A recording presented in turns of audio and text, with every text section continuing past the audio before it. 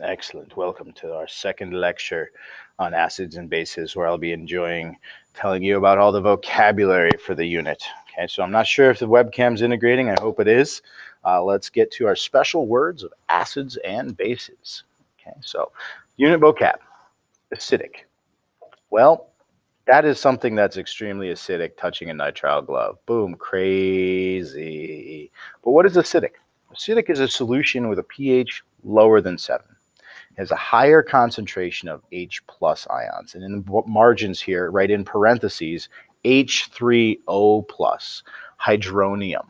Okay, so hydronium ions, aka H plus or H3O plus, make a solution acidic. And anything that produces those when it touches water is considered an acid.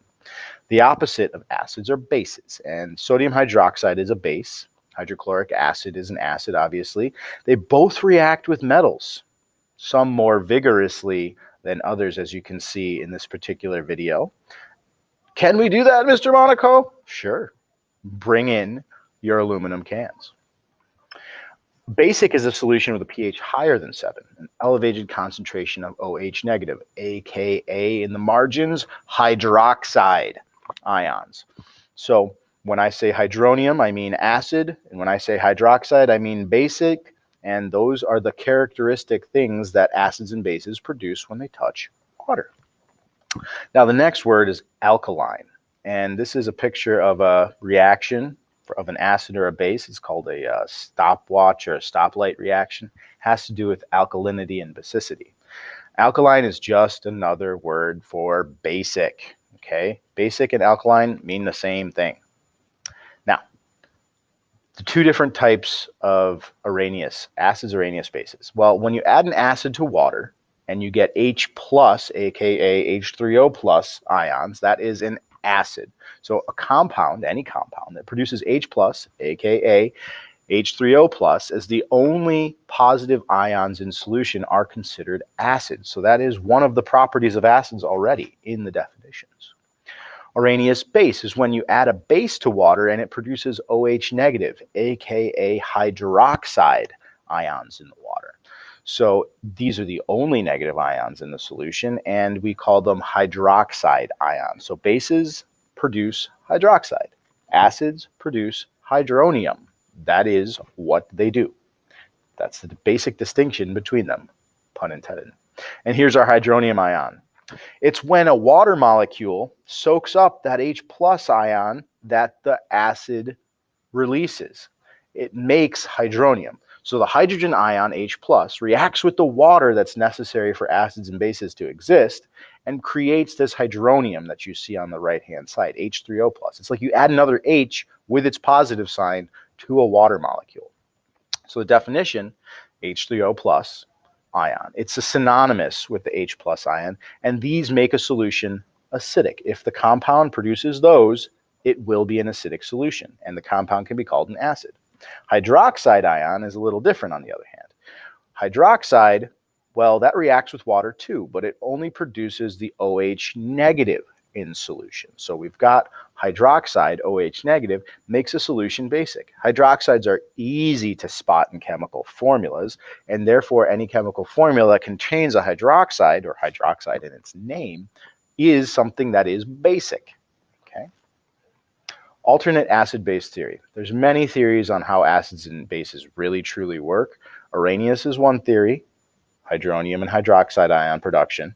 The alternate theory says that some things are bases because they accept ions, hydrogen ions, from other things. And that's why ammonia, although it does not contain any OH negatives, is considered a base. This theory explains why ammonia acts like a base even though there's no OH negative hydroxide in its chemical formula. So we needed another theory to explain certain chemicals and their behavior. A Bronsted-Lowry acid is acid-base conjugate pairs. Okay, this is rather complex stuff, and it's just another alternate theory. So we don't have to know much more about it than this, is that acids give up H pluses in solution. That's exactly like Arrhenius's theory. Arrhenius' theory said an acid is something that produces H plus in solution. and went one further step and said that H plus reacts with water to make H3O plus, which is also part of that Arrhenius theory. But Bronsted-Lowry backed it up, said, I'm a cosign on that.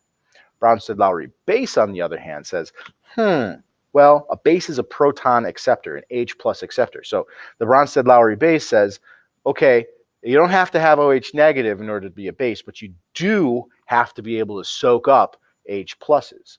So Bronsted-Lowry acids give up H pluses, givers. Bronsted-Lowry bases are H plus acceptors, takers, okay? Those are different theories. We'll get into those in lecture 3 soon enough. An electrolyte. An electrolyte is any substance that allows water to conduct electricity because it has dissociated. Well, acids and bases both do this. So acids and bases are both electrolytes. Okay. An indicator. Acid-base indicators, there's so many indicators, but the cool thing about them is that they change color. Yes, pretty colors. And so you'll get familiar with at least 6 of them. And these are technically dyes that change color due to changes in pH. Changing pH changes the molecule's shape, and therefore it changes its color. And we've been able to use these to accurately measure pHs of solutions, and we call them indicators.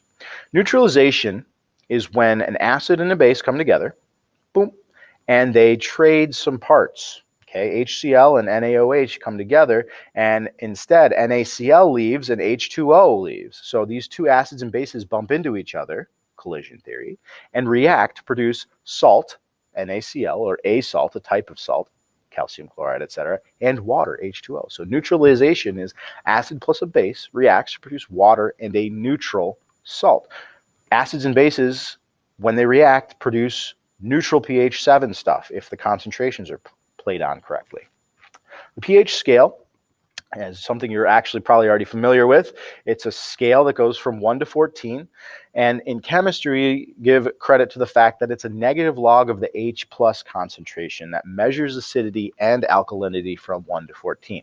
We're going to relate concentration to the pH scale in a later lesson, and that is what the pH scale is really trying to show us, is the concentration of acid or base, not necessarily just the number. The pH number doesn't mean much unless you convert it into concentration, and that's what chemists love to do. Titration. Watch carefully, because that's exactly what you're going to do. You're going to mix an acid with a base. One of those beakers has a base.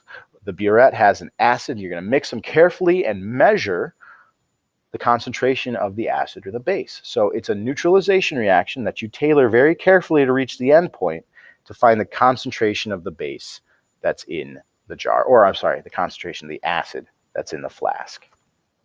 Okay, some more words. Salt. Coming back.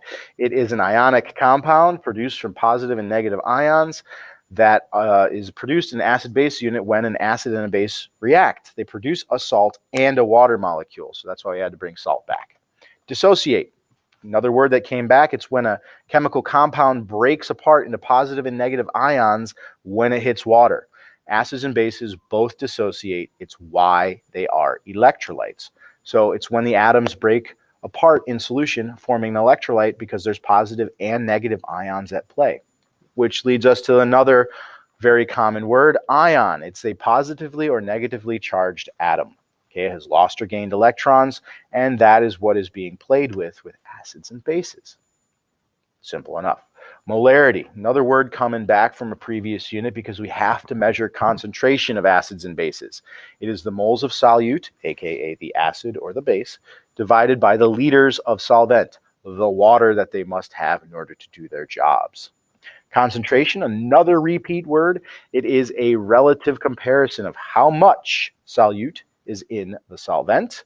In acids and bases, a low pH means there's a lot of H plus, aka H3O plus, and in bases, they have lots of OH negatives. Okay, so concentration relates to hydronium ion concentration, the amount of solute per solvent over solution. Okay, that's a measurement. So that is the end of our lesson on vocabulary. See you later. Lesson 3, theory, coming right up. Turn off the video.